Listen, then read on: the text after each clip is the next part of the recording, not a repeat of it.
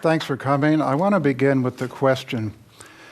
Imagine you're 1,000 years back in time in medieval Germany or France, let's just say Europe, and think of where you are now and compare that to back then. And what would you say is the difference in the way you see yourself now versus how you would have been using your imagination, let's say 1,000 years ago in medieval Europe? I know it's an abstract question, but there's fundamental differences in the way we've changed over the last few centuries, over the last millennium or so. What are those differences? How do we see the world differently? How do we see ourselves differently? Do you have any thoughts about that? Yeah. I think we're much freer today. Freedom. Okay. Anything else? I'd be seeing myself much more locally, dealing with, things that were very close at hand instead of globally and being aware of all the different things that are happening on the global stage. Yeah, that's a big one. Anything else? Yeah. A hierarchic system. In other words, feudalism was very ordered and hierarchical. Very rigid. They were loose, free spirit. Yes. I saw another hand going up here. Yeah. It's probably more focused, more connected with the seasons, with light and dark. Yeah. With the earth, I guess. That's a good point. Yeah, and more connected to nature and the cycles of nature. Anything else? How do you see yourself differently? I mean, we're raised very differently now than people were back then. I mean, in all sorts of ways. How does your thinking different? How is your way of being different? Any thoughts about that? We go much faster. Everything is at a faster rate, yeah. Anything else? It may not be as theocentric. Yes. Yes. Whether you're a Muslim or a Buddhist or a Christian, it's definitely less theocentric now than it was back then. Any last pointers to here before I go on? Not connected to nature like before. Yeah, not connected to nature. All right. I'm going to come back to that point in a little bit here, because to me, one of the things I'm trying to do here tonight is give a sense of how we've changed and how we are continuing to change. And one of the ways that I like to introduce these talks is with a metaphor, an analogy that I got from William Irwin Thompson, who used the image of a fly crawling across the ceiling of the Sistine Chapel, which I think is an incredibly powerful metaphor. And the idea being, obviously, that the fly cannot see that tableau in front of it. It can't see the myths. It can't see the stories that it's embedded in, you might say. It's too close to it to see it. Now, and that's our predicament in a way. We're too close to the myths, to the stories to really see it. But now imagine that fly is crossing over from one of the stories on the Sistine Chapel, if you've ever been there or even seen it in pictures. It's crossing over very slowly from, let's say, the story of Genesis over into another story. It wouldn't even know that it's making a transition in terms of the story that it's part of. And that's kind of where we are right now in terms of we're transitioning between archetypal stories, mythic stories. And there are certain ways of understanding what those stories are, as we're going to talk about here. But first I want to mention the question sometimes comes up, why is it important to know this? It's important to know it because we're shaped by these stories in virtually every aspect of our lives, our lifestyle, even our relationships, our way of thinking, our careers, our fears, everything. And so by understanding the stories, you start to have some understanding of who you are and who you aren't in terms of how you're being guided and manipulated in ways you may not even know. And it's almost as though there are these tectonic shifts taking place underground that are causing the plates to move and the landscape to change. But you may not see it right away. It's like if you go to India, you see the Himalayas. That didn't come up overnight. That took a very long time. And so the mythological landscape changes over a very long period. But one of the things, the reason I opened up with the question I did is that it not only affects how you see the world. It not only affects the sort of world you live in, it affects your sense of identity. With every mythological shift, there's a shift, a fundamental shift in how we see ourselves, how we regard ourselves, and our possibilities. Now, what I want to, well, maybe I should say a word first about, what are myths? Carl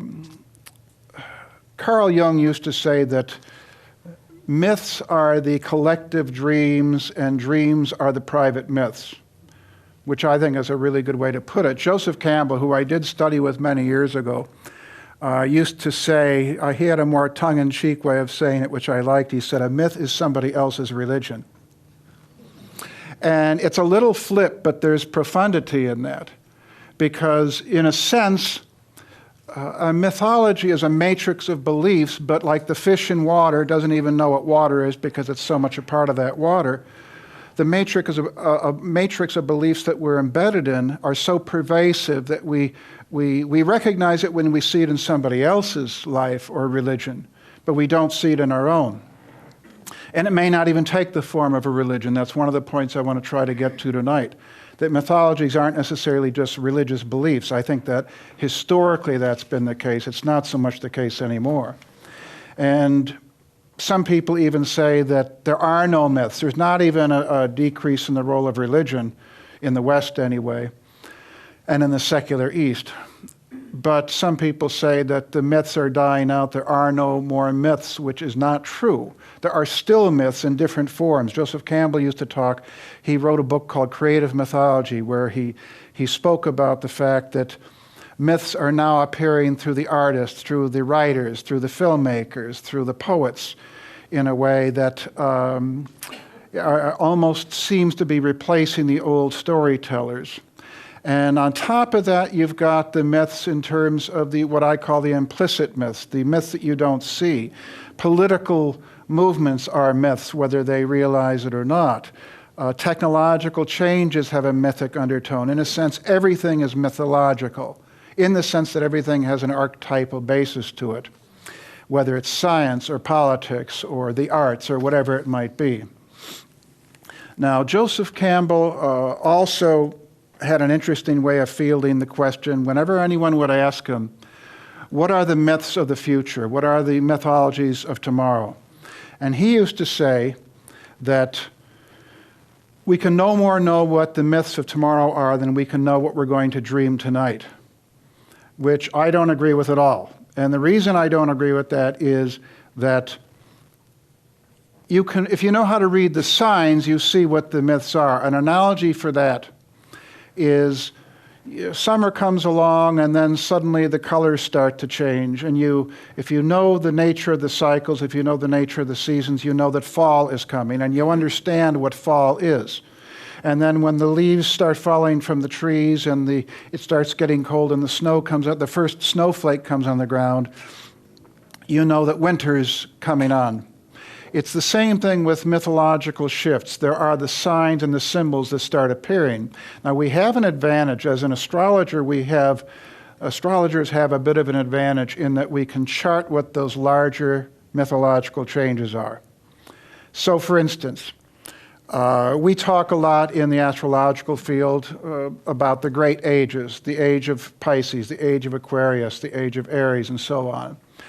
And each age that comes by produces a major shift in our identity, a shift in the way we look at the world, the shift in the things that we're curious about. But it's so all-pervasive, like that water that the fish swims in, that we usually don't see it at the time. It's after the age has passed that we see, oh yeah, that's right. So for instance, I should probably say a word about the technological astronomical aspect of it. The ages run roughly 2,100 years long, each one. That's a rounded off figure.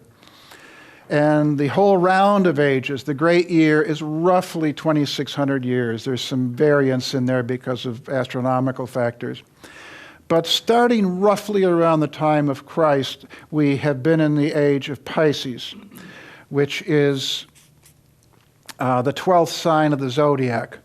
And that's where the vernal point, the wobble of the earth causes the the Earth to be pointed towards a certain constellation. And it's been moving through the constellation of Pisces roughly for 2,000 years. And it's slowly moving backwards through the zodiac, and in a different direction than the sun moves. It's going backwards into Aquarius. And there's varying dates on that. Some people say it's 500 years off. Some people say it's 500 years ago. I think it's like saying, when does the sun come up? At dawn? Is it when the light first starts appearing over the horizon? Is it when you see the first little glimmer of the sun's orb? Is it when the sun is already up? It comes in waves. It's like the tide. If you have a watch and you look at the tide, what moment does it come in? It doesn't come in at a moment. It comes in waves. It's the same thing with an age. And it's determined by things like planetary cycles. We're in one of those waves right now with Uranus squaring Pluto. You know, major outer planet aspects seem to usher in the ages. But let's say a little bit about the age of Pisces. The age of Pisces, it's a water sign. And so that one of the things that tells us is it's an age of emotionality. Every age has emotionality, of course, but it's an age that's predominantly one of Piscean water, Piscean emotionality, which is to say it's an age of, on the good side, because every age has its good and its bad. The Piscean age has a lot to do with compassion on the positive side. It has a lot to do with belief. The signs Sagittarius and Pisces are ruled by Jupiter and Neptune, and that's ideological, it's belief, it's dogma. So it's an age of religion. It's an age of global religion. The last two signs of the zodiac are the most cosmic, the most expansive signs of the zodiac. So that means this has been an age that has seen global religious belief systems like Buddhism, Christianity, Islam. It's also an age of great sea voyages, by the way, which I think there's sometimes literal expressions of these ages. It's also the predominant symbol, you might say, of the Piscean age is a man on a cross. The crucifixion. And I'm not going to even try, even though I have an art background. Well, maybe I'll do that. That's, maybe sacrilegious, I guess, to draw it like that. But the idea of a man hanging from a cross, a torture symbol. Now, you can look at that in a good way or a bad way in terms of what it says about the mythologies we've just come out of for the last 2,000 years. We still have one foot in that age. But the positive side of that is selflessness. It's like a giving up of the ego. It's that sense of compassion. It's a positive expression of that Piscean energy would be St. Francis of Assisi, for example, that sense of giving oneself over. It's also the age of chivalry, the age of sacrifice. It's an age of conscience because it's a water sign, that's a feminine sign. That means it's an internalized sign. The age of Pisces was an age when there was really an awakening of conscience.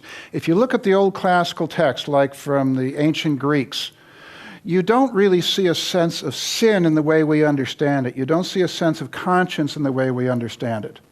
It's a more mechanical thing. There was something that happened in the age of Pisces of an interiority, a sense of reflection, of conscience. The bad side of that is the Piscean age has been one of guilt. It's been one where there has been almost a virtue made out of suffering, of self-denial. You know, it's the opposite sign is Virgo, and so the Virgo Pisces axis has to do with service, but it also has to do with self-denial.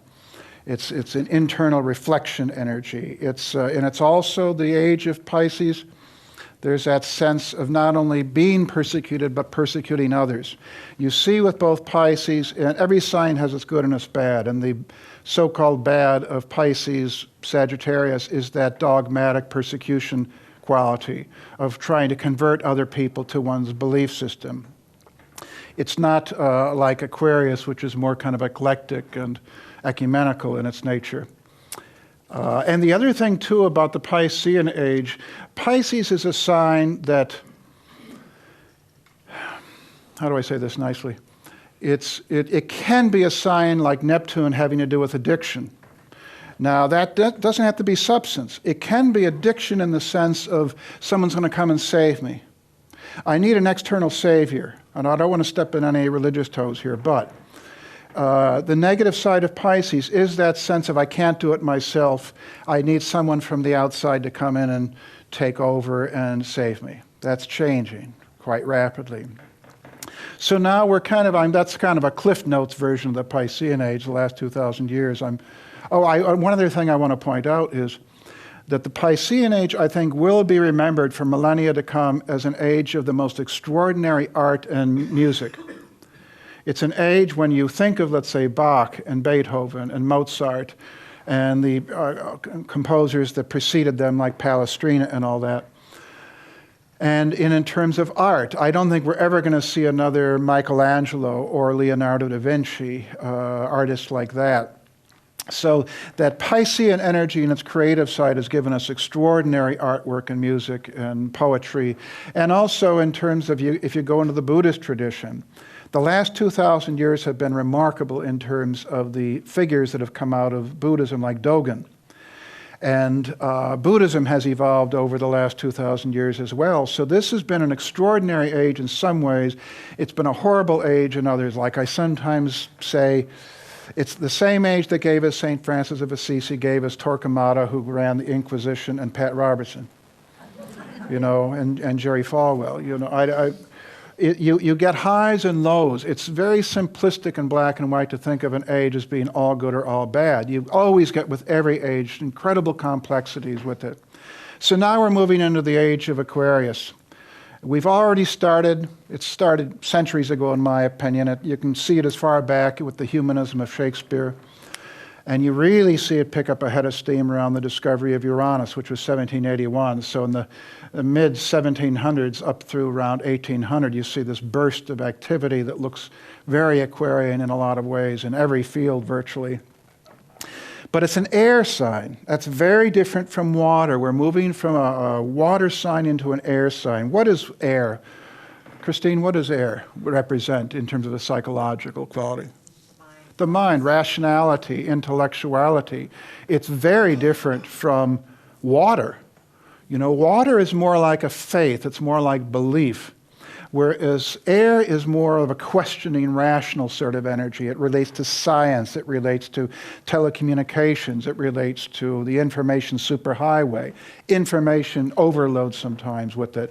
And it also, by the way, in the same way that the Piscean age had a lot to do with sea voyages, the Aquarian age, you're seeing a lot of air travel. You're seeing a lot, and the aviation really began with the discovery of Uranus, with the Montgolfier balloon out of France in 1783, which is 2 years after the discovery of Uranus. And now we have space travel. These are all Aquarian sort of symbols. And the shift from the water age to the air age is showing up in our culture in the most interesting ways. Like, for example, in the movie The Matrix, Neo's awakening is shown. He comes out of this watery womb into an air-breathing realm. If you saw the movie The Truman Show, which is a remarkable film, really, if you haven't seen it, look at it. It's quite metaphoric. I could talk at length about that. But in the end of the movie, he walks on water and walks through the sky. It's, again, water into air. You look at movies like The Sound of Music, which came out for quite a few years. That was the biggest blockbuster in the world in terms of box office sales. The movie is about this nun, or this novice, that eventually, I'm not giving away anything here, if everybody here has seen it, but the movie is about this novice who, played by Julie Andrews, who gives up the church life in order to pursue a secular life, life, liberty, and the pursuit of happiness. It's a shift from Pisces, the specific monastic Christian life, into the Aquarian life, the secular life, the life of personal pleasure, which is certainly not indicative of Pisces-Virgo axis.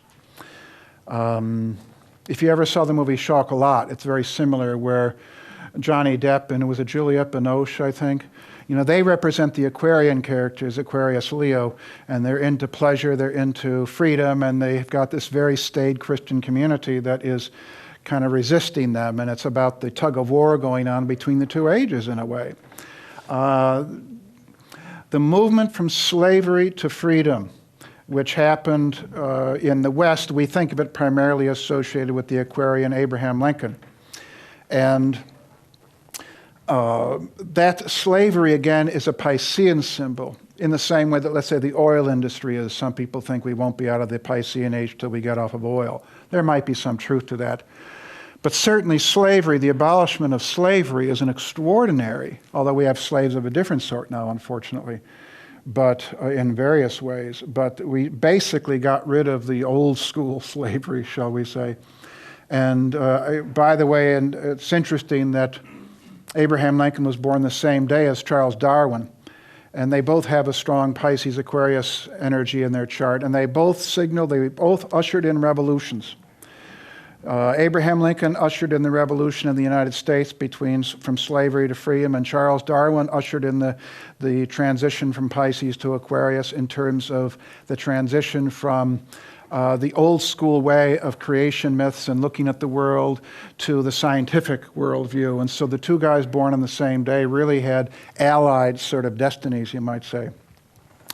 9/11, you know, you look at the terrorist, and I don't want to get too heavy into this because it's very complicated, but you look at the war between the secular West, or maybe I should say the secular modernity, versus the old school sort of religion, whether that's Islam or whether that's fundamentalist in America or around the world. And that is a battle between the Piscean age and the Aquarian age. You know, this is manifesting in all sorts of ways. But it really relates to a shift that's taking place inside between rationality and emotionality, and trying to find a middle ground there. And that's key. Is there a middle ground? Because some people talk about, if you read books on esotericism, on the shifting ages, they talk, for example, about Moses casting out the golden calf as being a symbol from the movement of Taurus age into the Aries age.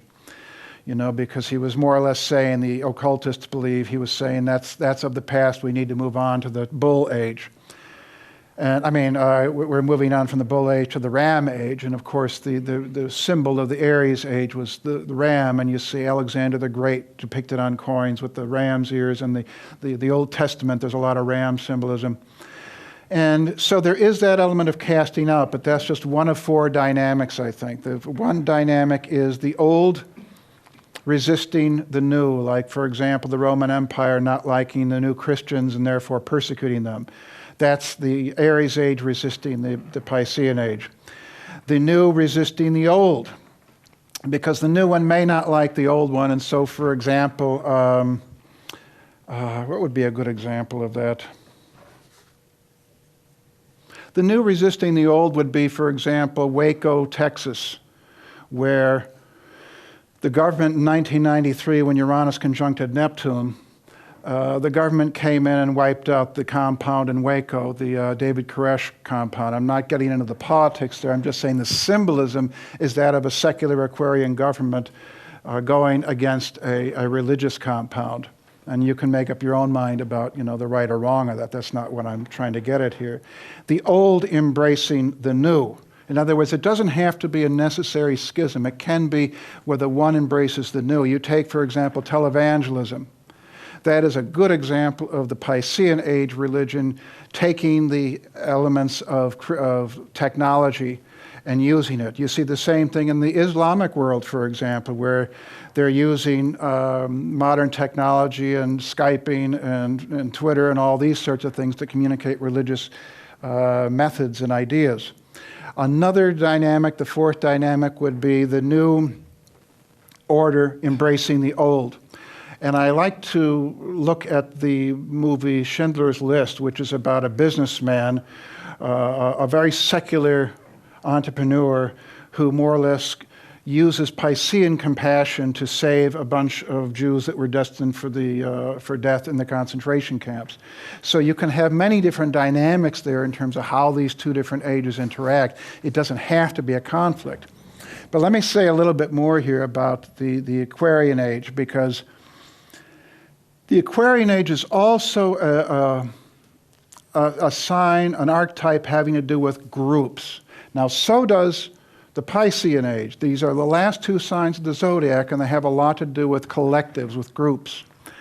But there's an important difference between the two in terms of how they express themselves. For instance, there's a line in Corinthians which expresses the old Piscean worldview.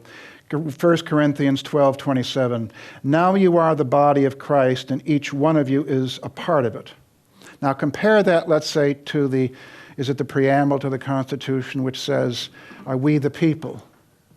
Or, for example, in the 80s, all these musicians got together to do this charitable thing called We Are the World.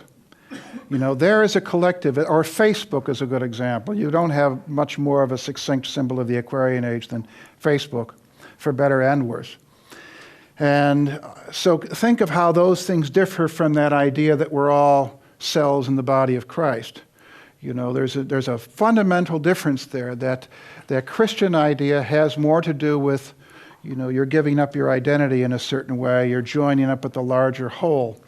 And there's an image in the Buddhist literature in one of the sutras that's called Indra's web, which has had a bit of a resurgence the last few years because of holography, this idea that you break up a holographic image into little pieces and each piece contains the entire image. Well, that's a very ancient idea that goes back into the old scriptures. And so let me read you this passage.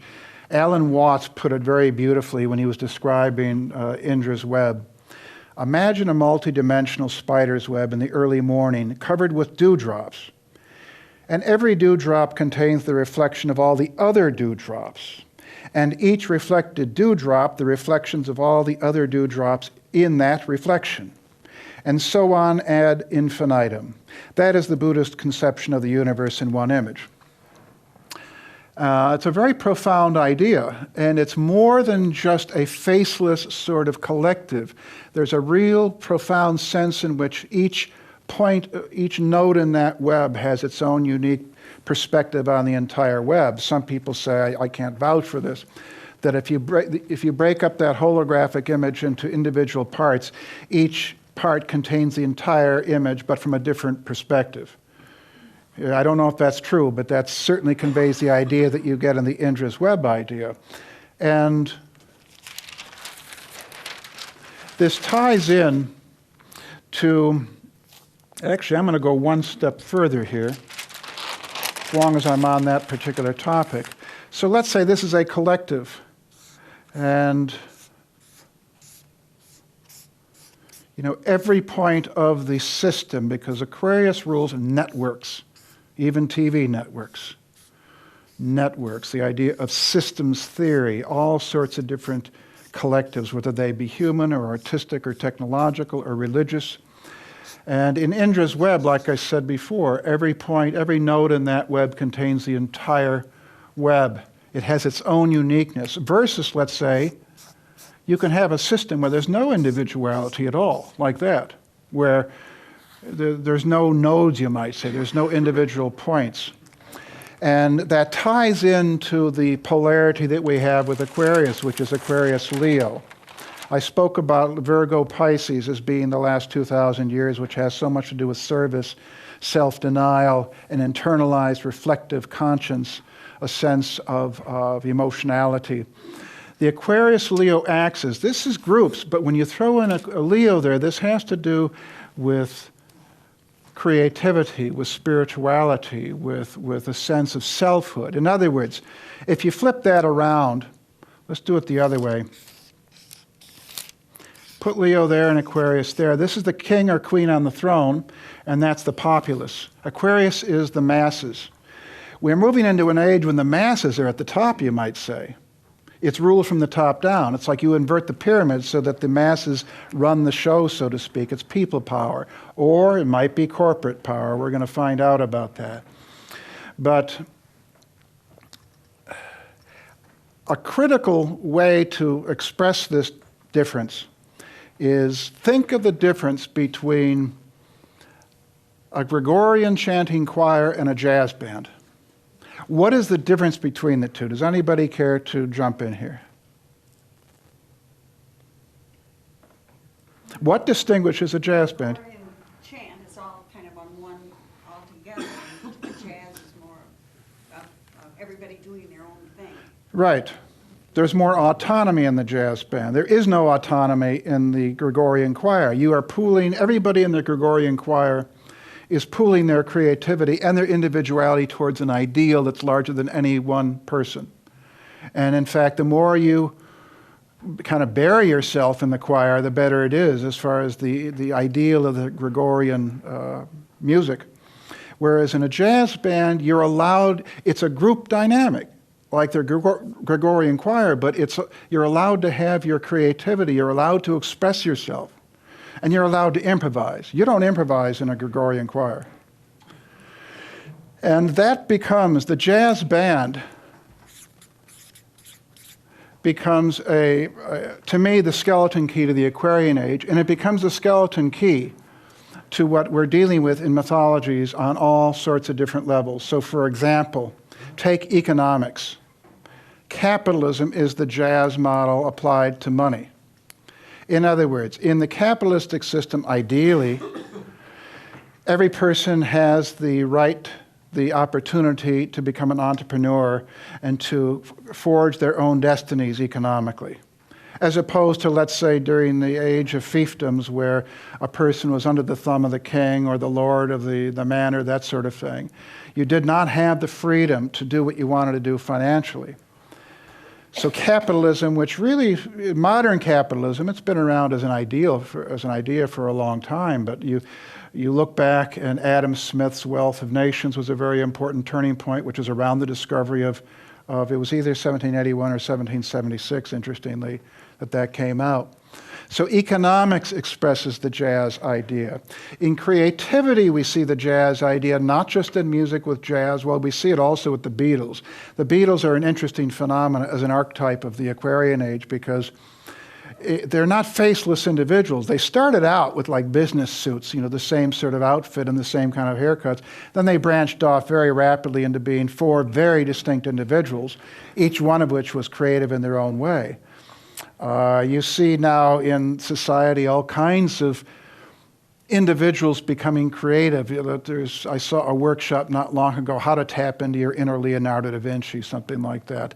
You're seeing the democratization of creativity. It's not just the artist that goes off in the loft in Paris.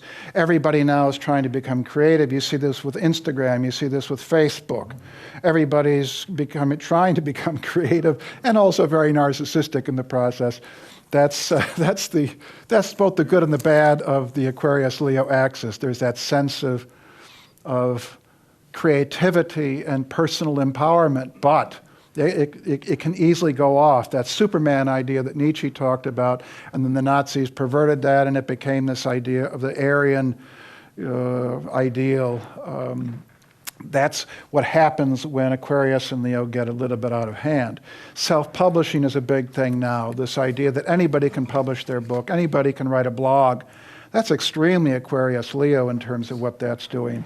In politics, the jazz ideal is called democracy.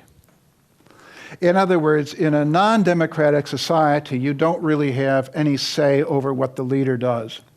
It's ruled from the top down, whether it's a priest or a king or whoever. A warlord. In the Aquarian age, the jazz ideal is manifesting as democracy. When you look at how many countries in the last 50 years have become democratic, it's astonishing. In 1950, there were very few countries that had any democratic rule. Now you have them all over the place. It's not always, honest democracies, but the idea is seeping into the culture. But democracy is the jazz idea in the sense of everybody has a say in the process, ideally. Everybody can contribute. Everybody can play their instrument in the chorus, shall we say. And in a way, you could say that, I'll get to America in a second there, but this is actually a good spot to bring it up. The United States is the embodiment of a lot of these trends. The United States came about at the intersection of three historical streams. modern democracy, capitalism, modern capitalism, and the technological industrial revolution. And it embodied this Aquarian mythos, this idea of freedom, of creativity, life, liberty, and the pursuit of happiness. You do not see that, as far as I know, in any Constitution or Bill of Rights anywhere in the world prior to that. This idea of we have a right to be happy. We take that for granted, and that was a radical idea when they came up with that. And of course, the music that America gave to the world is jazz. Well, jazz and blues, but they're very similar in that respect. And so America is the cutting edge of the Aquarian Age. America really was born with the discovery of Uranus, which rules Aquarius. And America embodies that ideal of freedom, of that sense of that Horatio Alger sort of can-do spirit. You know, there's the flexibility between classes. Prior to America, you still to this day, and maybe there are some people that were raised in England here, but you still to this day hear from people that talk about the class system is still very rigid in parts of Europe and England. And they come here to America, and there's that mobility that they did not have over there. And that's something that America has given the world to some extent. It's not as true anymore. There was a study that came out not long ago that showed mobility is way down in America compared to other countries like Sweden and all that. But America also brought in a certain spirit of narcissism, a certain sense of me. You know, you look at America on the world stage and how it's that sense is that myopic sort of sense of, you know, not being aware of anything that's outside of the boundaries of United States. So America embodies the good, it embodies the bad, I think, of the Aquarian Age. But the bottom line, I think, is that sense of personal empowerment, that sense that to this day people try to get to America from other countries. There's still that sense of seeing America as the beacon, you know, that sense of possibility of the future. You know, that it may not realize itself in reality when they get here, but it's certainly the symbol of that ideal, America is. And this jazz ideal also applies on the level of spirituality and religion. The idea that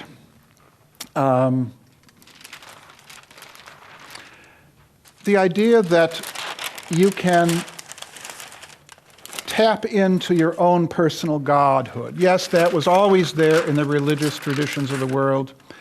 But now it's becoming so common that you can turn on, let's say, or at least I could have when she was on, you could turn on Oprah Winfrey and you could hear them talking about the God within, the personal God. That is not something they would have said 1,000 years ago in Europe without being burned at the stake. You know, it's this idea of it's inside. It's a democratization of divinity. It's the jazz ideal in the sense of, you know, we each are our own gods in a certain respect. It's we're not the children of God so much as the co-creators. It's a very different mythology that's emerging, and it's very similar to this. In other words, the old school approach to religion is more so the hierarchical mode, you know, with God up here and, you know, us poor humans down there. Now it's becoming more of the kind of the horizontal sort of mode of the jazz model. Yeah, there may be, even if you believe there's a Louis Armstrong leading the band, he was a Leo, by the way, you have this sense of you're a participant in the process. You're not taking orders, so to speak. You're not subservient. You're a co-creator. And the Aquarian Age is not the loss of religion. Some people think, and I've read this in a few different books, some people think that the Aquarian Age is the age of science, which is true, it is the age of science and technology, but that doesn't mean you cast aside the lessons of the previous ages. It doesn't mean you get rid of religion. The Aquarian Age is more about the freedom of religion. It's more about being able to choose. In the old days, you went to the church that your parents they went to. You went with the mythology that was given to you at birth. Nowadays, you can be born a Christian and become a Jew or a Muslim or a Hindu, whatever it is. That's relatively new. There are pockets of that in history, but it's now something that is very common. And to a certain extent, the Theosophical Society is an embodiment of this jazz ideal, in the sense of you don't have to subscribe to a certain religion to come here. You can be a Buddhist, a Hindu, a Native American, anything, and still be a member of the Theosophical Society. It's quite similar with Unitarians. It's somewhat similar with the Baha'i, as I recall. So it's not exclusive to the Theosophical Society, but it's this ideal of the jazz model of individuals coming in and partaking of a certain shared framework. You know, like the jazz musicians will be working with a certain piece of a musical score. They're not flying with, how do they say it, flying without a net, I'm not sure. There's some kind of structure there that they're working with. But it's a broad structure, like the three objects in the Theosophical Society. And John Algeo used to talk about the Wizard of Oz, and I think that is one of the emblematic mythologies of the Aquarian age.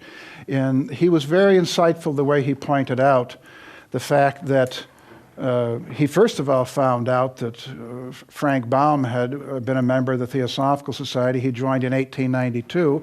He wrote about Blavatsky's writings for the Kansas City Star. So he was steeped in esoteric literature. And he writes this story that's come down to us where when Dorothy gets to the end of her journey, she doesn't say, I've found Jesus, I've found Buddha. She says she discovers it's inside of her. That's a very Aquarian sort of idea. It's that Aquarius-Leo axis. And there's another aspect to the Wizard of Oz, I think, which John didn't touch on, and that is that it's the group dynamic in the Wizard of Oz that is so interesting, because Joseph Campbell used to talk about the fact that he liked to talk about the Arthurian legends, and there was one particular variant of the Arthurian stories, a French variant. I don't remember how it's pronounced. But in the story, when the knights go off looking for the Grail, they go off into the wood by themselves, each one by themselves. Unlike, let's say, Jason and the Argonauts, or those old-style myths where they go off together. In the Arthurian legends, in this one variant, the knights go off individually, and Joseph Campbell saw that as very symbolic of the Western mindset, the individuality. But the Wizard of Oz takes it one step farther, because those four creatures, the Scarecrow, the Tin Man, the Lion, and Dorothy, they're each looking for something totally different. It's really an uncanny sort of symbol, because I can't think of another mythology where people go off on a search, a mythic quest, where they're all going for something totally different. And yet they're joined together. They're somehow managing to remain a unit, a community. It's identical in a political sense to the United States and democracy, where you have all these different states, that tension between the group and the individual. That's Aquarius.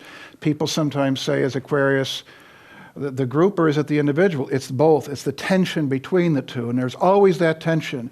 You see that in the United States between the states and the federal government. You know, that all the stars on that flag represent the individuals, and each one might have a different sort of, like the jazz model, each one might have a certain goal, but they've got to remain within the Constitution. They've got to remain within that basic sheet music. And likewise with Dorothy and her companions, they're all on a quest, but they're all looking for something fundamentally personal and different, which is really, I think, fascinating. Now, so that touches on another point here, which is that do the myths simply recycle through the ages? Are they the same at all times? And that's one of the ideas that you hear from disciples of Joseph Campbell. And the idea really is that, well, there was a German ethnographer named Adolf Bastian. He was the first one that made the distinction between elementary ideas and local ideas, if I remember that correctly. And elementary ideas are those universal principles and themes in mythology that you see around the world. Like if you look at, for example, Hamlet, you see it's the same basic story as Osiris. You see it's the same, and Horus and Seth. It's the same basic story as Krishna, the evil uncle. It's the same basic story in Disney's Lion King. But the thing is that as these fundamental ideas circulate through time, they take on local inflections, so that the story of Christ on the cross is not exactly the same as Mithra, is not exactly the same as all the other crucified kings. There's subtle differences. And likewise, these stories come down to us, like Superman, for example, which the new movie is going to be coming out shortly. Superman embodies the hero, but notice he doesn't have a divine origin. He's an alien. It's interesting that one of the fundamental myths of popular culture is about an alien coming to save humanity. Make of that what you will. But it's a secular myth. It's not a divine origin. It's a man that comes from another planet. He's got superhuman powers, but he's not a divine agency. That's very Aquarian. You see another thing with Day the Earth Stood Still. Many years ago, I heard Robert Wise speak on the north side of Chicago. He directed the movie Day the Earth Stood Still. And I asked him if the parallels between his movie and the story of Jesus were intentional, and he said, no, we weren't at all aware of it, but after the movie came out, religious writers started to point it out. You have this guy that comes down, Michael Rennie, if you remember the movie. He comes down, he's crucified, he's raised from the dead, and he goes back up into heaven. It's basically a replay of the story of Christ. But there are these differences. Again, he's not a divine figure, he's a secular figure from another planet. Another example is 2001, the classic hero's myth. This man goes off, Dave Bowman in the story, Kubrick's movie. He goes off on this quest. Everybody else dies on the ship. He's left. He goes for the Stargate, which is like going into Kundalini, and in terms of these two walls going past. He's reborn. He comes back as a star child, you might say. It's the Campbell arc, you might say, the hero's arc. But along the way, like in most heroes' tales, you encounter an obstacle. You encounter a dragon, for example. But in the movie, what does he encounter? The Bowman, the astronaut, encounters a computer named HAL. And if you move each of those letters down one step in the alphabet, you get IBM, by the way, which is kind of funny. So he encounters a computer, not a beast, not a creature like a dragon, but a computer. A very high-tech, very brainy computer. The dragon that we're facing now is different from the dragon that people faced 2,000, 3,000 years ago. Now we're dealing with the challenge of the mind. We're dealing with information. We're dealing with, the potential problems that the brain has in terms of, that's the gatekeeper, so to speak. In the movie, to get into that Stargate where he has that transcendental experience, he's got to deprogram the computer. He's got to shut it down somewhat, not totally.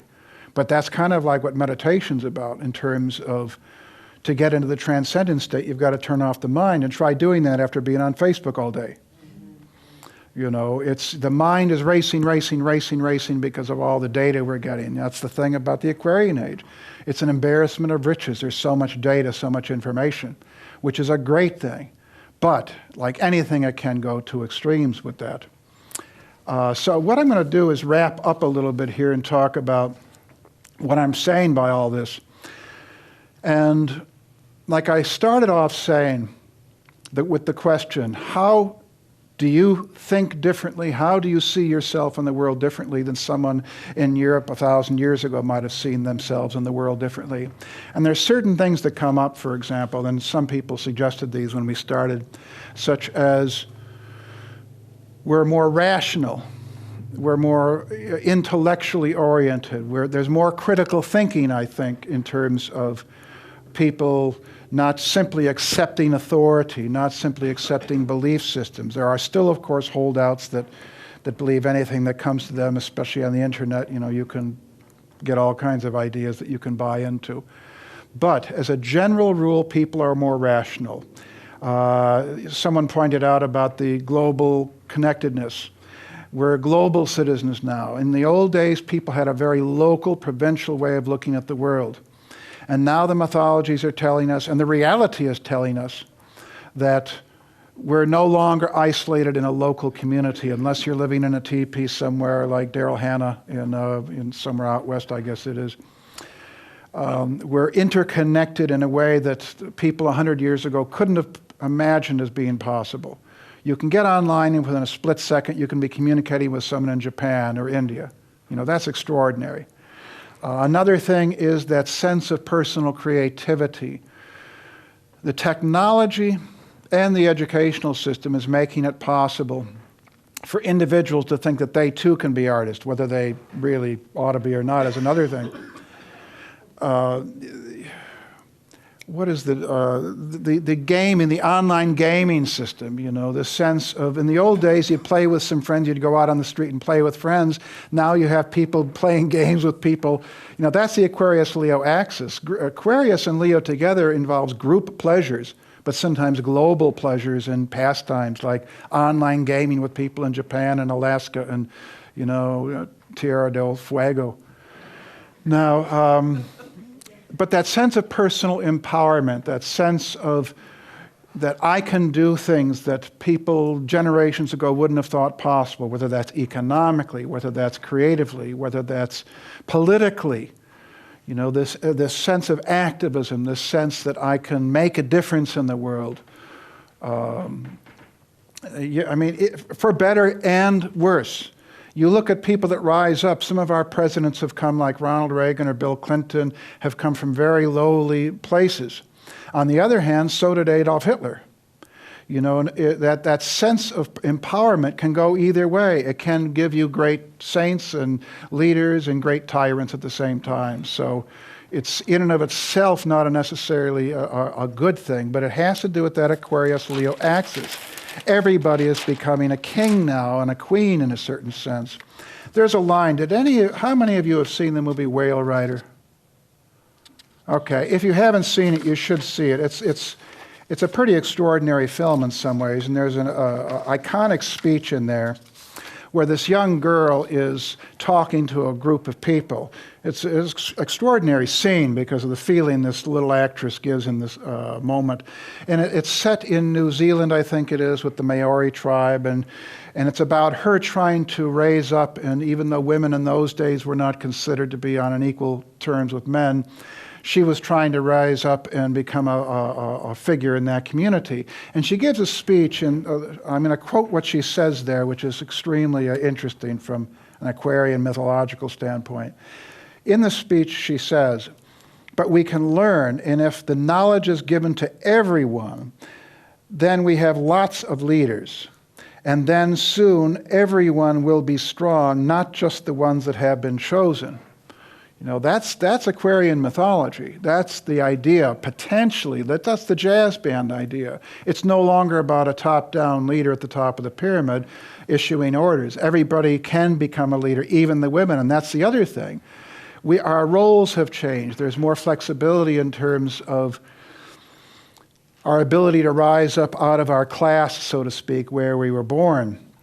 But that's especially true for women in terms of, I was talking to someone today, a woman, about some of these ideas, and she was saying that in her lifetime, 50-something lifetime, she said the change she has seen in her lifetime in terms of women's roles and what women can do has been extraordinary. Obviously, it's still not enough, but compared to where it was, let's say, in 1950, it's an unbelievable shift. Another thing that, this ties in with that idea, the notion that there are no fixed roles, that in the old days, you did the profession that your father and your grandfather and your great-grandfather did, and now there is more of that flexibility. It's getting a little bit crazy, though, in terms of that the roles are so unpredictable now that you don't even know whether an education is going to give you a job, 10, 20 years down the road. And of course, the bottom line here, there is an element of freedom that it's very easy to take for granted. I was talking to a fellow not long ago that had to serve time, 3 years in prison for a drug-related charge. Very nice guy, actually, but he got in way over his head with the drug dependency, and he got, thrown in prison. And he came out of prison, and he told me a funny story. I thought it was funny. He was taking the bus from the prison with a bunch of other people that weren't from prison, he thought, and the bus broke down. And he was heading from one part of the country to another to be with family members. And he said he got off the bus and he said he was just ecstatic. He didn't care if the bus broke down. He was ecstatic not to be in prison. And he saw another woman. Everybody else on the bus was grumbling about, oh, you know, they were all unhappy. This is the worst thing that's ever happened to anyone. But there was one other woman about his own age that was on the bus that was also looking very happy. And she came up to him and says, "What were you in for?" Great story, because they both were the only ones that realized how great it was to just be out and free, but everybody else was grumbling about, you know, the fact that the bus had broken down. And it's so easy to take for granted when you're raised in a country like America, that sense of freedom. And that's part of the mythology. We're living that mythology, whether we know it or not. We're embedded in that. Now, that's pretty much what I wanted to say. Let's open it up to questions. If anybody has anything they want to throw in or ask. Yes. Yes. Interrupting. We are happy to receive questions. Please wait for the microphone so we can record the question as well as the answer. This isn't exactly a question, but I was thinking about jazz, that it really came from the black people who had been slaves. And I was thinking, the white people who came here were the Puritans. Yeah. And if we hadn't had the black people to give us jazz, we would have inherited whatever from the Puritans. Yeah. You know, it would be a whole different ballgame. That's a scary thought, because they were basically religious fundamentalists. I mean, the pilgrims that came over. They were not tolerant of other people with different beliefs once they got here. They wanted to get away from the intolerance, but they were not nearly as nice towards other people that didn't share their beliefs. Any other questions? Yeah. Oh, wait 1 second for the microphone.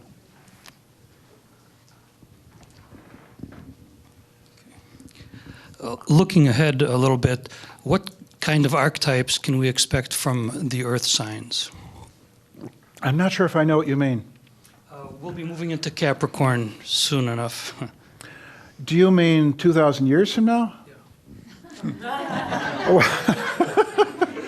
I get that question occasionally. I'm not sure what to expect, although I do think, well, like every age, it's got its good and its bad. The bad is it could be like the Aquarian age. They're root chakra signs. That's something I didn't get into here. I might as well just quickly touch on this because it's a key to understanding the ages and the signs. I've talked about this here before, that I studied Kriya Yoga with different Kriya Yoga teachers for many years. And they had this system that was given to them by Yogananda of the chakras, and that the chakras relate to the planets and to the signs. And so you've got the root chakra, Muladhara, is Saturn, and the second chakra, Svadhisthana, is Jupiter. The third chakra, the fire chakra, is Manipur, that's Mars. The heart chakra is Anahata, Venus. Throat chakra, fifth element, Quicksilver, Mercury, Vishuddha, I think it's called. And then actually Yogananda talked about two chakras. The third eye is Ajna chakra, that's the sun. And he talked about a chakra in the back of the head, which he called Chandra chakra, which is the moon chakra. And so you have these 7 points there, and they relate to the signs. Saturn is Capricorn, Aquarius. Second chakra is Sagittarius, Pisces. Mars chakra is Aries, Scorpio. Venus chakra is Libra, Taurus. Mercury, Gemini, Virgo. The sun rules Leo by itself. The moon rules Cancer by itself.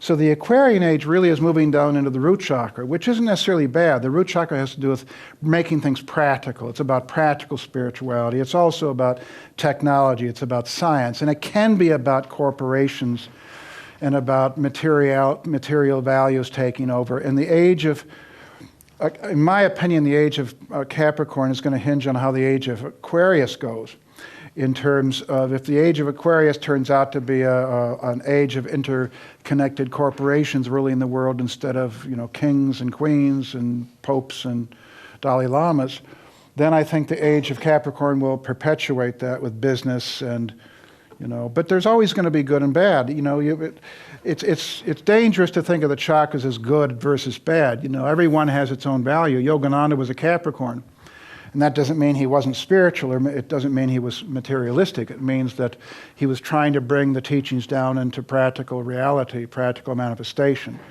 So it's a little tough to say 2,000 years in advance, but I mean, it could be, the Earth ages could be, some people think that the age of Taurus was about incredible monuments like the pyramids, for example, and Stonehenge. Well, actually, that's earlier, but I'm not sure what to say, but it's so far off that I don't know what to say in detail about it. Yes, sorry. This gentleman Yes. had a question. Yes, and I wonder what you might have to say about the clashes that we're experiencing through this change from not only Piscean to Aquarian, but generational changes. A lot of people, including me, have great difficulty connecting and understanding, working with the so-called me generation. Yeah. And we have kids that are, or grandchildren that are part of a generation that we have a hard time understanding what they're really up to, and they don't want to tell us what it is that they're up to either. So the Time magazine, recent issue of Time, an interesting article study of the me generation. I was intrigued with the idea that the me generation, spokespeople for that, weren't interested in transitioning from previous values and ideas and structure and so on of previous generation. What they said that I found was amazing was that they're not doing that, they're creating their own culture. They have a culture, a set of a structure, set of beliefs, everything strictly of their own. This makes it very difficult, for example, for people in the workplace that may be in their 40s and 50s to relate to people who may be their bosses who are part of that generation. And they simply, it's very difficult to work with that. What's the future for us? Well, a couple of things I'll say about that. One is the changes are happening more and more rapidly. They're being accelerated by technology and by intercultural sort of, I was talking to someone today about the fact that, we want the Middle East, for example, to grow up as fast into a democratic kind of secular culture as fast as we did. And it's not necessarily realistic to think that every other culture in the world is going to change as rapidly as we did. And we didn't even change that rapidly when you consider some of the rigidity that's still going on in the culture about certain values. But I remember my dad talking about, my dad was born in 1904. 1904. And he talked about, he ran away from the farm up in Door County and came to Chicago and lived it up during the Roaring '20s and had a heck of a time from everything I can gather, what he would have told me. And he described to me how his generation was so different from his parents' generation back in the Roaring '20s that it was this massive chasm. So it's not entirely new, that generational divide. That's happened before, and I think it is happening faster and more drastically now, but I don't think it's entirely new. And or you look at the Rebel Without a Cause with James Dean, and that sense of the difficulty that people were having trying to relate to each other across the generational divide.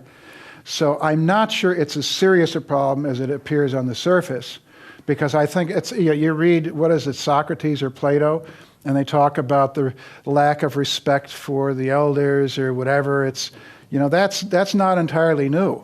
And part of the reason that I might be wrong, it's been years since I read this, part of the reason that they wanted Socrates to drink the hemlock was because they felt he was polluting the minds of the young people.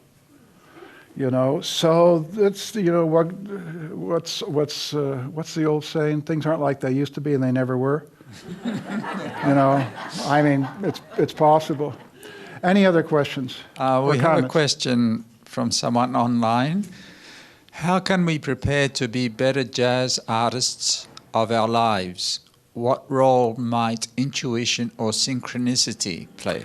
Okay, good question. That actually ties into something I had wanted to cover here, which is how do you make the most out of what's happening in terms of the age and the mythology that we're in and facing. And one of the things about an age, it's like a horoscope. I've often described a horoscope as being like a musical score, like sheet music.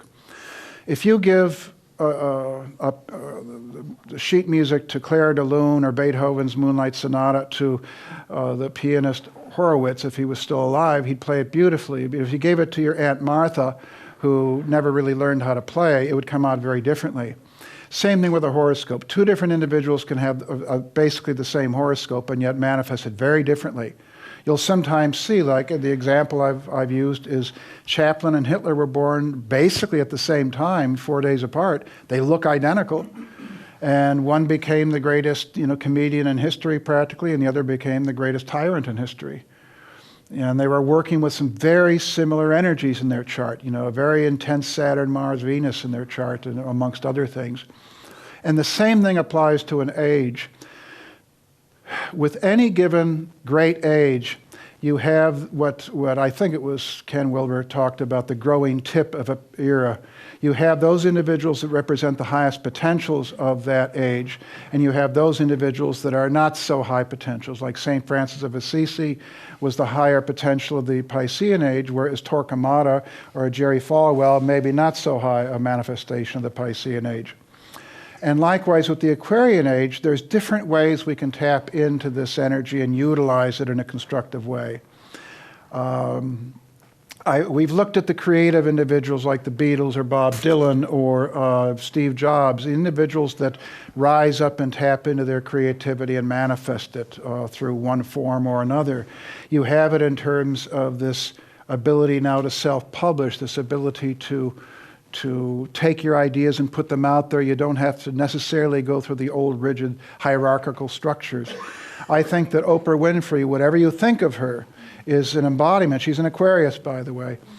And she's an embodiment of the potential of someone that can rise up from very lowly conditions, and very bad conditions actually, into a position of enormous influence and use the media. You don't have much more of an Aquarian figure than Oprah Winfrey in some respects in terms of that ability to empower people. Her whole message is empowerment. She's got a very strong Aquarius-Leo axis in her chart. That sense of trying to get people to lift themselves up, you might say. You have businessmen, you have CEOs, you have entrepreneurs that are using their wealth for the betterment of their society.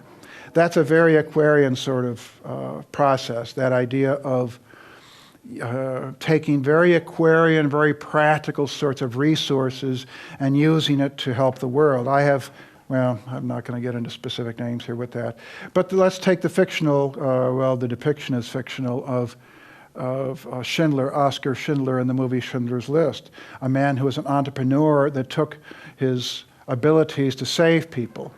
So it's not as though the Aquarian age is necessarily bad in certain ways with business or with that me generation thing. All of these things that can go in a wrong direction with the Aquarian age, they can be used in good ways. They can be developed.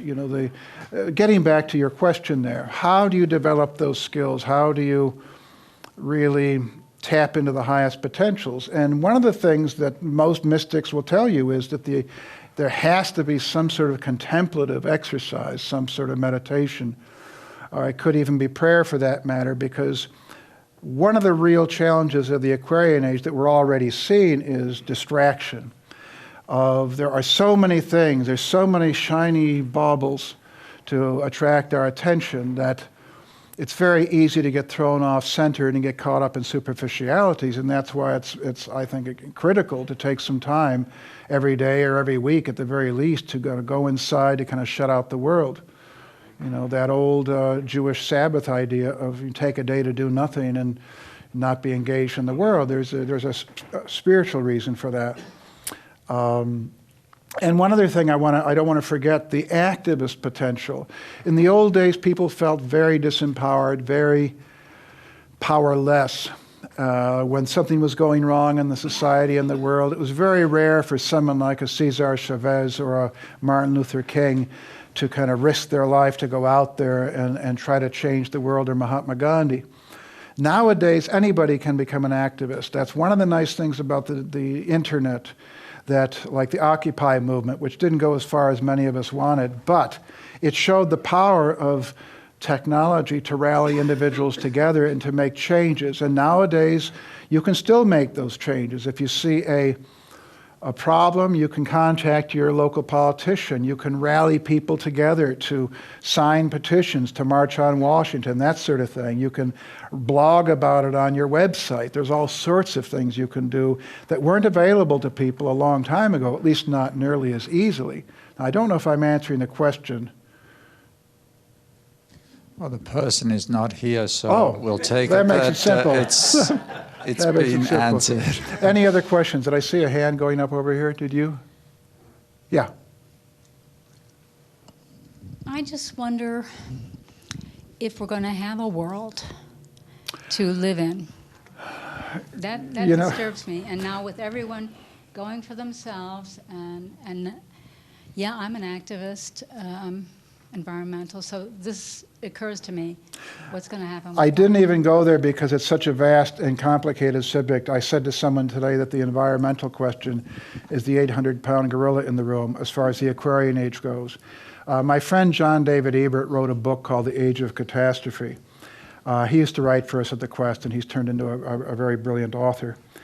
And he talks about, he lays out the stats, which shows it's quite scary in terms of, it looks pretty irreversible in some ways, you know. So unless the aliens come down and change things, we're in for some rough times, or at least people in certain areas are particularly in danger. And the Aquarian age, I think it will be the leading challenge, to be very honest. I think it's the leading challenge of the Aquarian age. The sign Aquarius is in a square to Taurus. It's in a 90-degree angle, which is what some people interpret to mean that could mean there's a lot of earth changes, there's a lot of very difficult things, and it's going to require massive efforts to kind of, I don't think we can turn it back, but I think we can stem it to some extent. And there are things in mythology, in Aquarian mythology, you might say, that touch on that in terms of the constellation of Aquarius having to do with flooding in some of the ancient myths. So I do think, the sea levels rising and pollution and all that, I think that's all real serious. Hopefully we might develop technology to turn that around. I think that's the one big hope, that there are technologies we don't now have or understand that could make a difference down the road. But it's the big danger of the Aquarian age. Were you going to add something to that? No. Yeah, well, unfortunately, it's going to motivate people when it hits them personally, and not probably a minute sooner.